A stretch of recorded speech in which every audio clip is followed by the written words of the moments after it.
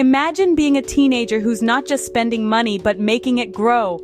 Sounds impossible, right? Wrong. The reality is, there's never been a better time for teens to start investing. The benefits are immense. Not only can it teach you about the financial world, but it can also set you up for a life of financial stability. You see, there's this little magic trick in finance known as compounding. It's the process where your earnings generate even more earnings, and it works best when you start early. The earlier you begin, the more time your money has to grow. Now, you may be thinking, but I'm a teen, I can't open a brokerage account. True, you can't do it alone, but with adult supervision, you can still invest. Whether it's through a custodial account or a joint brokerage account, there are ways for you to get involved, so it's clear. Teens can and should invest. Let's dive into how that's possible. Investing isn't just about making money, it's about making smart decisions. Now let's talk about the art of smart investing. It's not just about throwing money at the stock market and hoping for the best. It's about understanding the risks and rewards, making informed decisions, and being patient. Take Jack, for example. At age 15, he decided to invest in a company he knew well, a popular technology company whose products he used daily. He understood the company's business model, believed in its potential, and was comfortable with the level of risk. And guess what? His smart decision paid off when the company's stock value skyrocketed a few years later. Or consider Sarah, who at 17 chose to diversify her investments. She spread her money across different sectors, including tech, healthcare, and renewable energy. This strategy protected her from potential losses.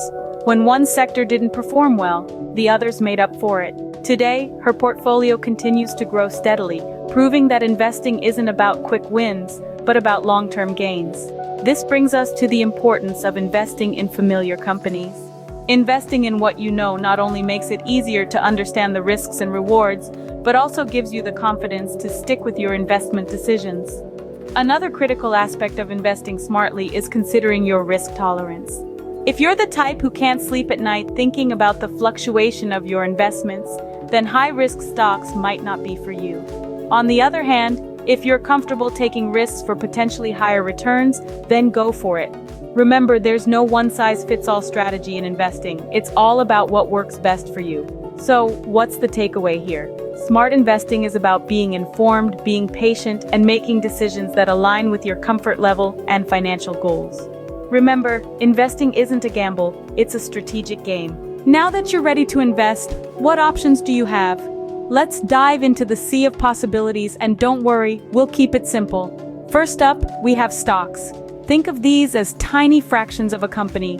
When you buy a stock, you're buying a small piece of that business. You become a shareholder, an owner, in a way. If the company does well, the price of your stock can increase. But remember, the reverse is also true. If the company doesn't perform well, the stock's value can decrease.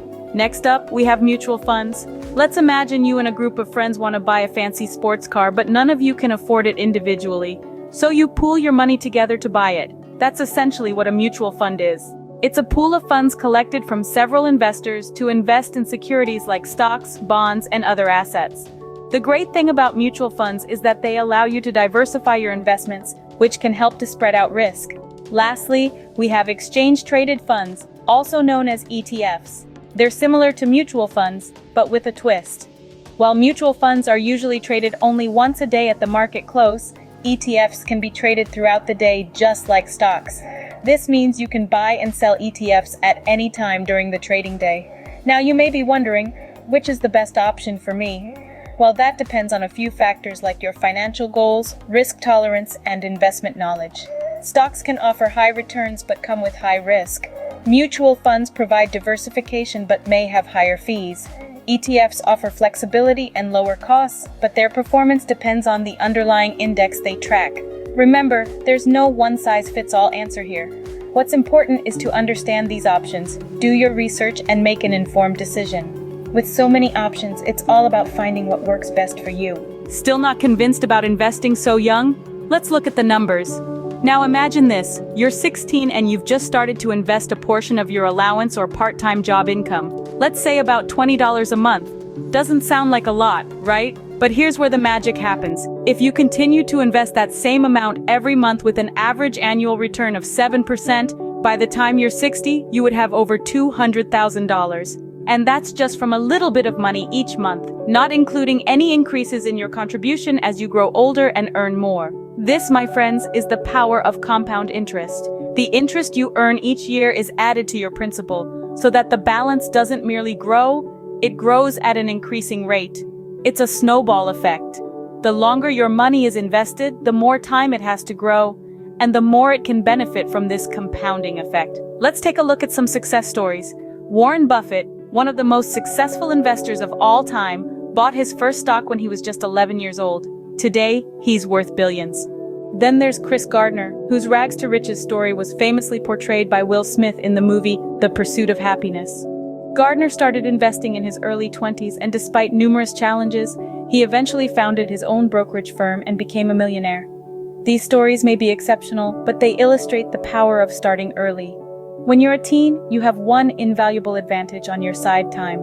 And in the world of investing, time equals money. So even if you're starting with just a few dollars a month, your future self will thank you. As you can see, the earlier you start, the more you can earn. You're armed with knowledge and ready to take the next step. But what exactly is that step? Well, that's what we're here to discuss now. Let's start by understanding the technicalities. As a teen, you can't open your own brokerage account, but that doesn't mean you can't invest. You can start investing through a custodial account or a joint brokerage account under adult supervision. This is a great way to get your foot in the door and start understanding the world of investing. Once you've got your account set up, the next step is choosing the right investment options: stocks, mutual funds, or exchange-traded funds.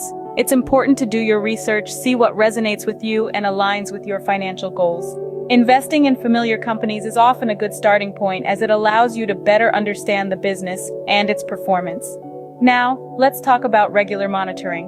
The financial world is dynamic, ever-changing. It's essential to keep an eye on your investments, understand how they're performing and why. This not only helps you make informed decisions, but also equips you to better handle the ups and downs of the market. And then there's the most important part: continued learning. The world of investing is vast and complex, and the more you learn, the better you'll be at navigating it. Read books, follow finance blogs, listen to podcasts, join investment forums, keep yourself updated about the latest trends, understand different investment strategies, and adapt as necessary. Remember, investing isn't a one-time thing. It's a constant journey of learning, adapting, and growing. The key is to start early, stay committed, and keep learning. And with every step you take, you'll be one step closer to financial independence. Investing is a journey, and you've just taken the first step. So keep going, keep growing, and let your money work for you. Investing as a teen might seem daunting, but as we've learned, it's not only possible, but highly beneficial. We've dove into the cold, hard reality of teen investing, understood the art of smart investing, and explored various investment options tailored for teens. We've seen the immense power of starting early and the importance of understanding the risks and rewards. Remember, it's not about getting rich quick, but building wealth over time. Don't wait to secure your financial future. Start your investment journey now, and remember, the longer you're in, the more you win. And if you found this video helpful, be sure to subscribe to our channel for more financial wisdom. Until next time, keep investing and keep growing.